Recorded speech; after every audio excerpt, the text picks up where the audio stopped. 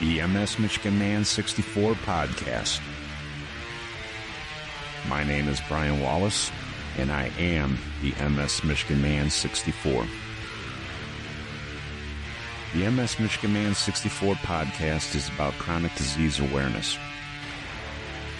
I have had multiple sclerosis for the last 27 years. It's an invisible chronic disease that I've been battling for half of my life. I want to share with you what it is like living with the chronic disease from my experiences and the experiences of other chronic disease warriors. We can fight to have a voice to those that want to listen. Together, we can motivate and educate.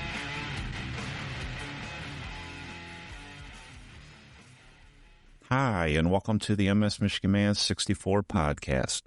Today, I stayed in state. I'm in the state of Ohio, and I met a lady that was diagnosed with multiple sclerosis during the COVID years, right around 2020.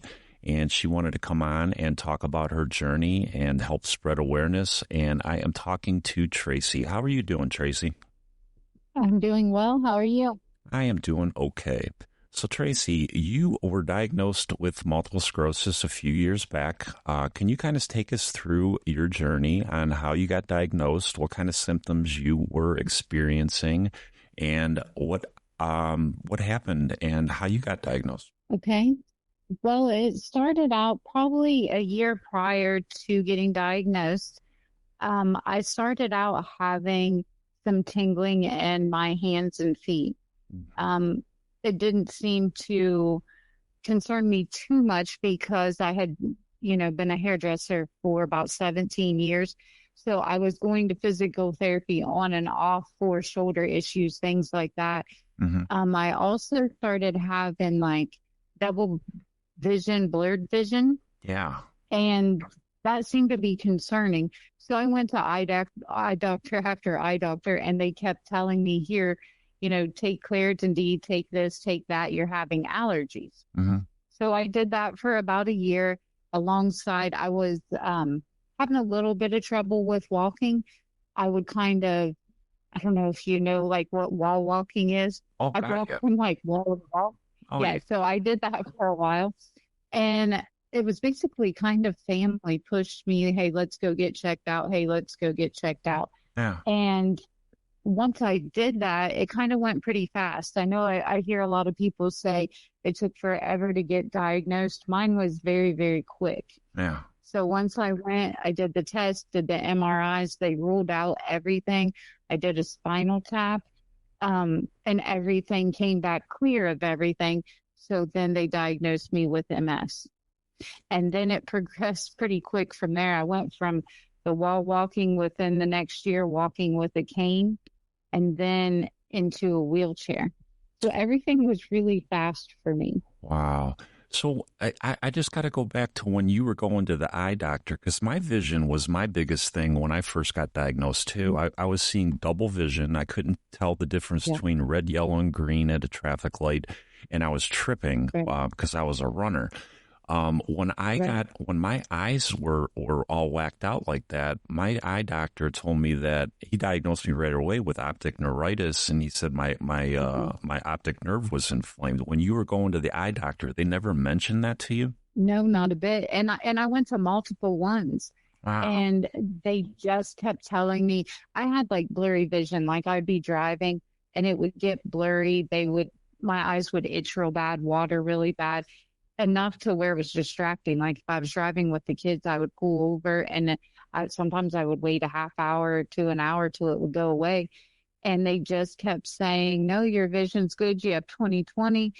It's allergies. And so I was taking Claritin D like nobody's business. And it seemed to help just a little bit, but not enough. Wow. Yeah. That's just so interesting that they didn't see the inflammation in your optic nerve.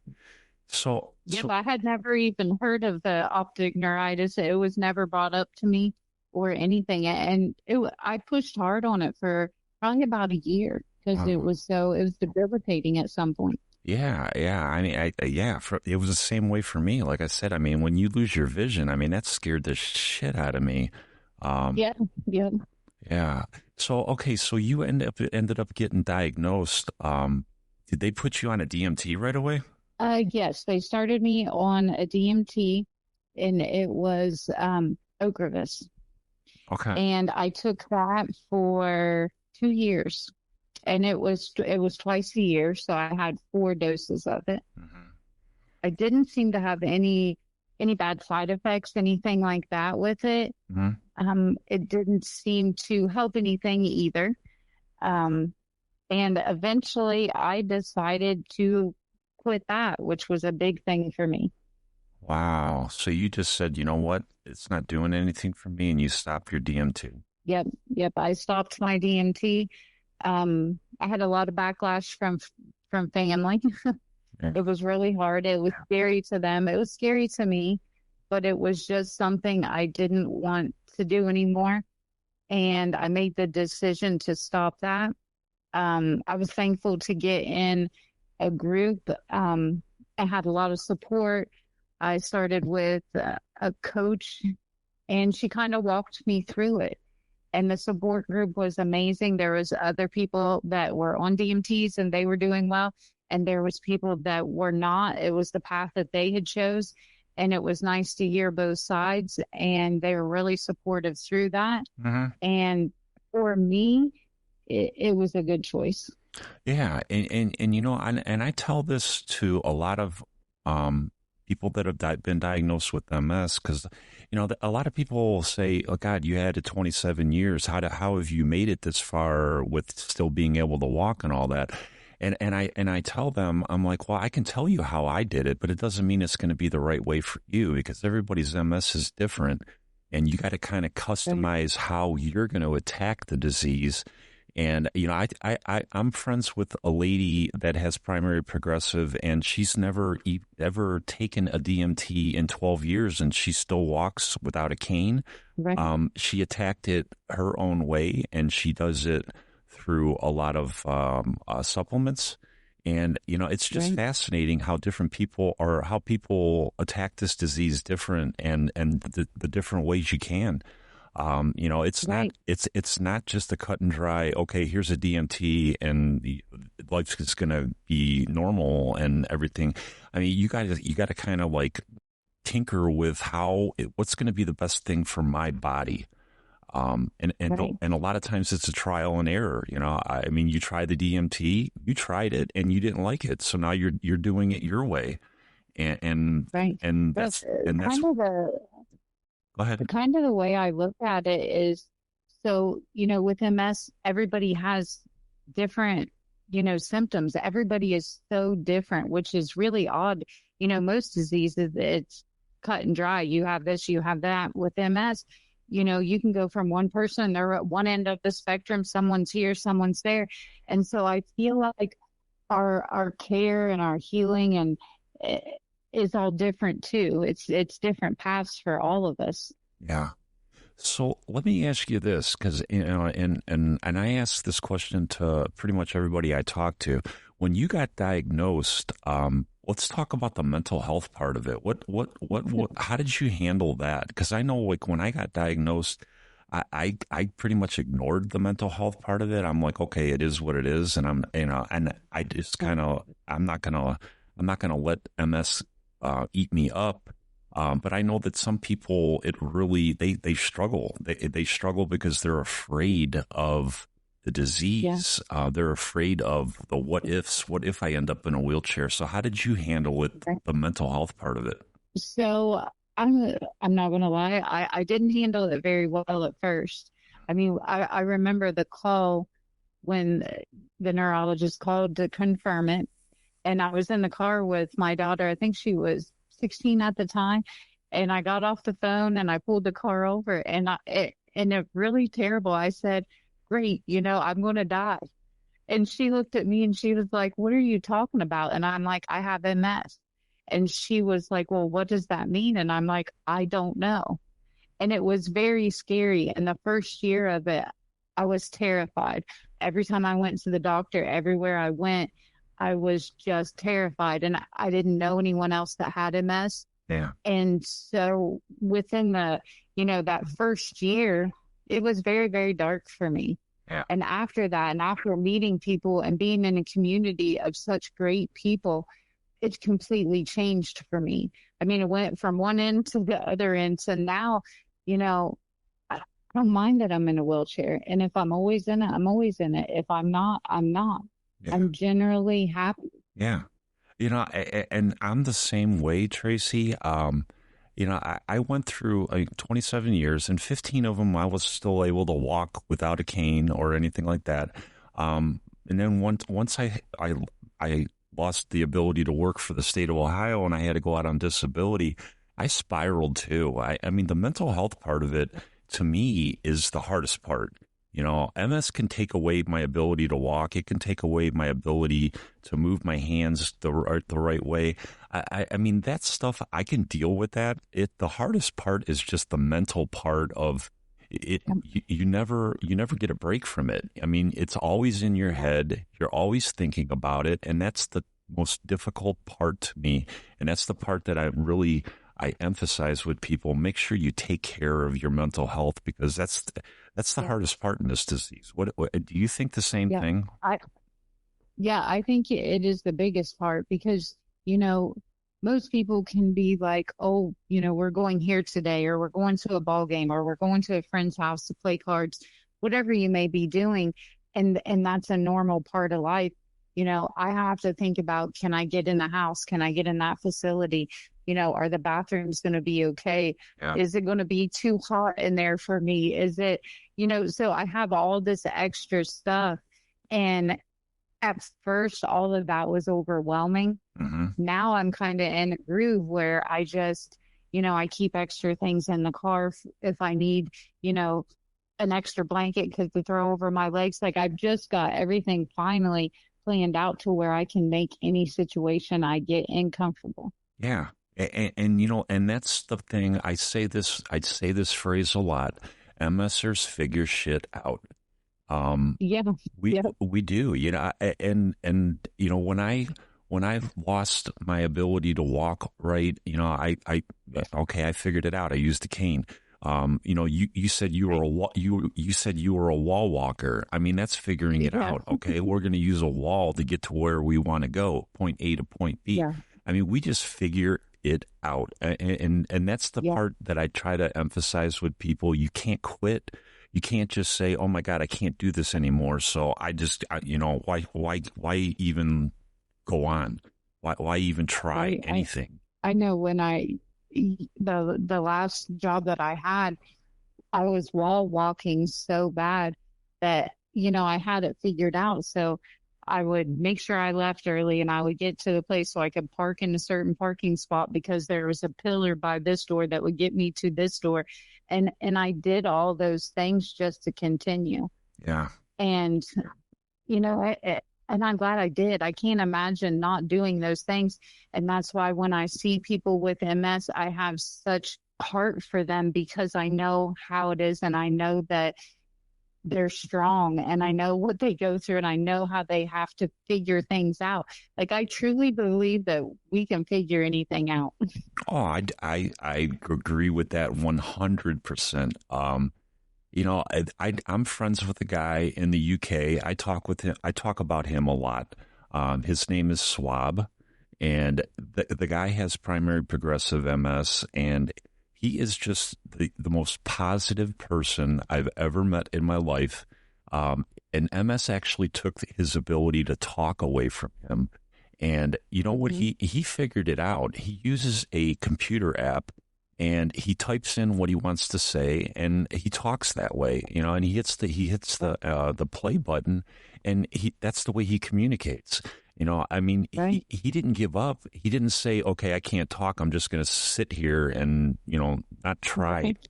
I mean, the guy is just so inspirational on how he just, MS did this to me, but I'm still going to be positive and I'm still going to have a best life that I can possibly have. Right. Yes. To me, when you see people do that, it's such a beautiful thing. It's the most amazing thing. And I think that once you get so far into your journey and you can kind of get on board with that, the journey gets so much easier to see like the beauty in it. And there is beauty in it. Yeah, I tell people all the time, one of the biggest things, they say everybody always bitches about what MS has taken from you.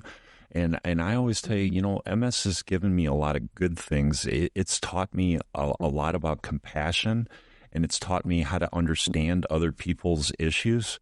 When I was working and I was a supervisor and somebody would tell me that they had fibromyalgia, I don't know anything about fibromyalgia, but I understand that that's a painful diagnosis, and I get it, and that's the part that I thank my MS for. Is it made me a better person that way.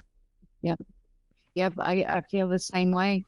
I mean, since my kids were little, I mean, the majority of the time I was, a single parent, and I was working 2 jobs, sometimes 3, and I was never home with my kids. I never got the chance to just be that stay-at-home mom. Mm-hmm. Well, I do now, and it's so nice. Like, I'm here when the kids get out of school. We make dinners together. They help me. I get to be around my kids, and even though, the youngest are 14, I get to spend time that if I wasn't in the position that I was in, I would probably be working all the time and missing out. And I'm thankful for that. God, that is just so beautiful that you said that, Traci. I mean, you found an amazing positive out of something that's really negative, and that's just a beautiful thing that you appreciate the time that you get to spend with your kids now. And that kind of leads me into my next question I have for you. I know that this disease affects relationships, family members, whether it's your kids, your husband, and you said that you were single mom, and now you're married. Yeah. How did your husband deal with the diagnosis? Let's talk about the relationship part of this. So, to be honest, my relationships previous to that and my first marriage were rough. It was rough on me and the kids, and everything was hard. And I felt like I was the one always doing everything. I was taking care of and when I was married, I was the one working, paying the bills, taking care of the children. I was doing everything. And so I spent a lot of years being single and raising my children by myself. And when I met my husband now, I was walking with a cane, and he just had no issues with it. At first I was scared, like he wanted to take me out on a date, and I was like, no, but you can come over and visit, things like that. And I was afraid to go out, and I was afraid, how is his friends going to view this? Yeah. And he just loved me through it and had no issues. He stepped right into being, a wonderful stepdad. We went through the diagnosis together. We got married, like even our wedding was amazing. Here I am thinking it's going to be hard to find someone in this condition, and worried about it, to having this wonderful wedding, and my son and my dad walking me down the aisle as I'm stumbling, and then into a wheelchair, and we sat together and did our vows and things. And it's been the best relationship that I've ever had. And I don't think that if I was in the position that I was in, I would have found that. Wow. That is just beautiful too, Traci. I went through a divorce. I was diagnosed 27, and I was just engaged at the time. And we were married for 15 years, together for 17. And I'm not going to blame the MS on the divorce. I'm sure it had a little bit to do with it. But I was scared to death when I got divorced. I'm like, I'm never going to find anybody. I have MS. I mean, who the hell's going to want to spend the rest of their life when I'm 45 years old? And when I met my wife, I told her right off the bat when I first met her, I'm like, I have multiple sclerosis. And she looked at me and she said, so what? And I'm not going to say that, it was easy finding her, because I went out on dates before that. And, I had women that as soon as I told them, they ran away from me. Mm-hmm. But there are people out there that get it, they understand it, and they're not afraid of it. And, don't give up. If you are single, there are people out there that know how to treat somebody with a chronic disease. And I'm so glad that you found that person. That's so awesome. Yeah, it like I said, it's been such a blessing. Like I never would have thought I would have found a relationship like I have in the position that I'm in. Yeah. So how did your kids handle the diagnosis? I know, my kids were they weren't born, when I was diagnosed, so they've only known me with MS. They've never known me Right. without MS. So you have older kids and they knew you before MS. How did they handle mom's diagnosis? They really never had a hard time with it. And I don't know if it's just how, our family, we've always been close. And of course, it was just me and the kids for many years. And everything, I don't even know how to explain it. Everything's kind of funny to us. So, we do a lot of joking and laughing, and there was never any upset or crying over it. They're just like, well, mom's in a wheelchair. I'm going to push her around, or we got to get mom her cane. Like they just stepped in and helped. That's awesome. And so there was never any real trouble with it. Now, my youngest, which is 14, she doesn't remember a lot of me walking and doing a lot of stuff, Okay. but it never really changed much because I still go anything that she has to do with school. I still, my husband helps me. We get whatever we have to do done, and it's not an issue for her. They've just never made it an issue, which I've been blessed with that too. That's so awesome that, guys, I hear horror stories about that too. And, it's just, Yeah. and I can't say how much that's important for us, to have family members that don't, I've talked to people where they have family members that say, why are you so lazy? Or something like that. Yeah. And that's another thing that just pounds at our mental health, because we know we're not lazy, we're trying, and it's just important to have family to Right. support us and understand that we have issues. And that's great. That's great, Traci. Yeah. I mean, and that was one of my biggest fears because I was so used to working and so used to doing everything, to go from doing all that to not being able to do that. I felt like my purpose had been taken away from me. Yeah. I felt like if I wasn't working out, that's who I was. Yeah. Yeah. But and through it all and through the journey, like I found a new purpose. Yeah, absolutely. And I mean, my story's similar. I mean, I lost my ability to work because of MS. And I found this podcasting thing to be my release. I love talking to people. I love connecting with people. I love people that want to talk about this disease and try to help people understand it a little better. And, that's why I appreciate you and all the other MS warriors out there that want to try to help people understand this disease. Yes, I think community and reaching out to people is such a big thing. If I wouldn't have done that, I don't know if I would be as positive as I am today, to reach out and find wonderful people and people that understand you, and to hear everyone's stories, and they're so different, Mm-hmm. and it's inspiring, has been my way of getting through it. Yeah.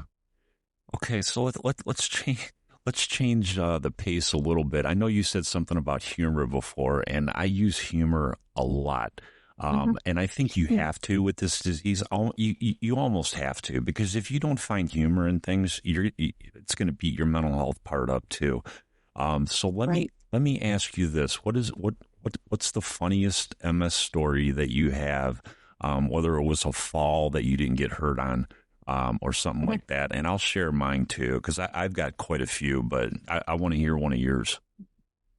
Probably one of the funniest times we had. So I think it was last year. We took the kids to Great Wolf Lodge. I don't know if you're Oh yeah, that's right up. familiar with that. Yeah, that's right up by me. Yeah, Yep. so yep, we had taken the kids before when they were younger. Well, I had, and then my husband and we took the kids. His voice had never went, and and I was nervous about it. I'd never been there. I've never been there. Yeah. Well, I'd been there, but never in a wheelchair. Right. So I'm thinking, how do I prepare for this? How's this going to work? And all the anxieties that come along with, something new. And we go and we're having this just amazing time. And I'm finally, the kids are like, let's get in the pool. You want to get in the pool? And I'm like, okay, we'll see how this goes. So, my husband helps me in the pool. The kids are in there and we're playing with the little basketballs and having fun. And I'm thinking, man, like I can just walk around in here. This is fine. Like, it's like I'm a brand new person. So I'm playing and having fun. It went on for about, I don't know, a half hour. And then all of a sudden, one of the kids did something and I start laughing. And when I started laughing, my whole body just stiffens up. So here I am in the pool and I'm completely stiffened up. And my oldest son, he was 18 at the time. He was like, Mom, like you got to stand up straight. And he's grabbing a hold of me, and he's a big boy. Mm-hmm. And so I'm like going down, like I cannot keep it. I cannot stand up. My whole body stiff. He puts me on his knee like a little toddler, and we all just bust out laughing. Oh my God. It was just hilarious. Oh my And, and it didn't matter who was around. It didn't matter anything. And it's something that we had fun with. And the kids will say, remember when I saved you from drowning? You remember when I had to carry you like a toddler? Like, it was funny to them. It was funny to all of us. Yeah. And we had a wonderful time. So. Yeah. Yeah. Oh my God. That's an awesome story. You got to find humor in it. And, it's serious when it's happening, but you're like, okay, I'm okay. And you got to find humor in it. I'll tell you, this is one of my funnier ones. This happened a few years back. It was a snowy, Ohio winter, and my wife and I went out to dinner one night.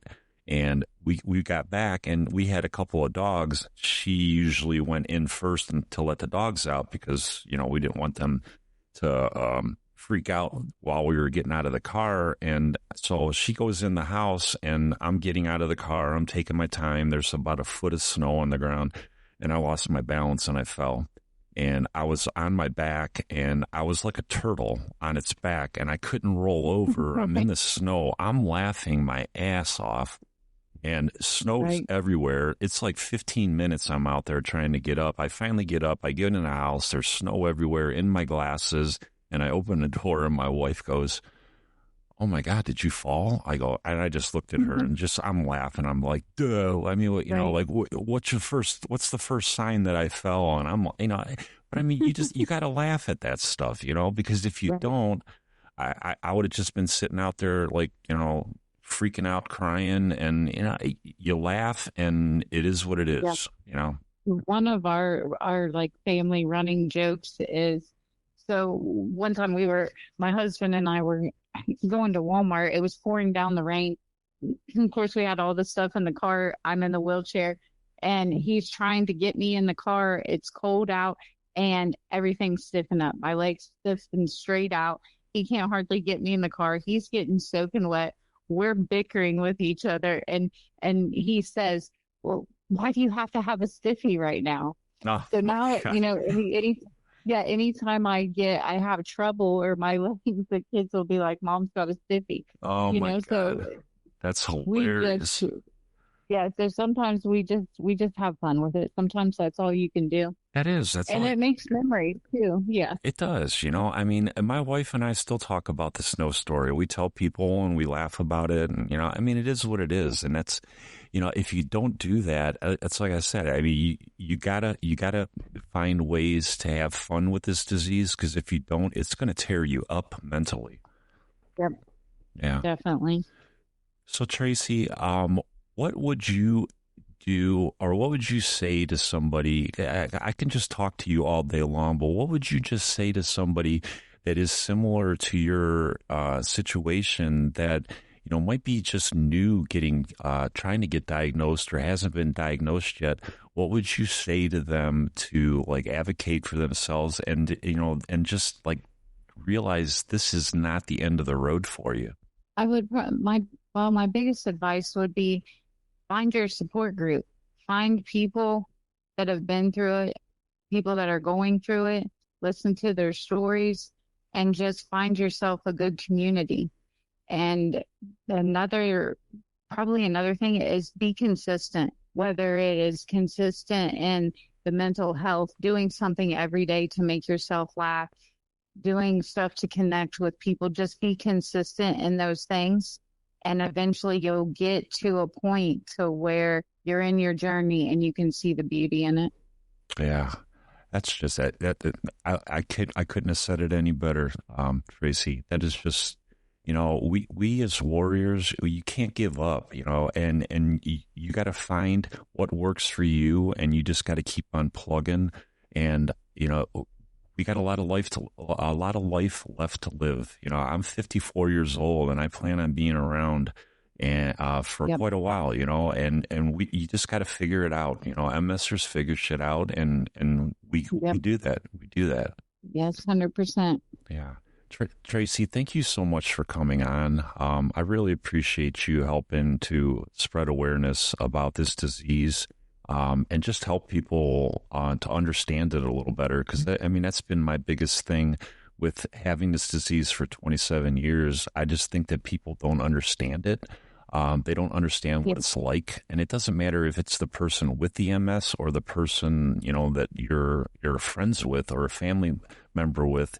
It's just I think that there's not a lot of understanding about it, and I really appreciate you coming on and helping to explain it a little bit better so people do understand. Yes, you're definitely welcome. I really enjoyed it, and I've learned so much. And all even the people that you told me about, I looked up last night, and it's like I'm finding a whole new community, and it's amazing. Yeah, it is. I mean, MSers are awesome. We're full of there's a lot of talented people that have MS that we can do a lot of good things together, and that's what I'm going to try to do with this podcast and with people like you, Traci. We can help people. We can help people understand this disease better. Yep.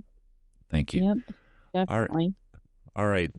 This is Brian, MS Michigan Man 64. I'm going to get going. Don't forget to follow me on Instagram, MS Michigan Man 64, and I'm on a TikTok on MS Michigan Man 64. And you can also find me on Facebook, Brian Wallace out of Brunswick, Ohio. And I will talk to you all later on the next episode, MS Michigan Man 64. I am out.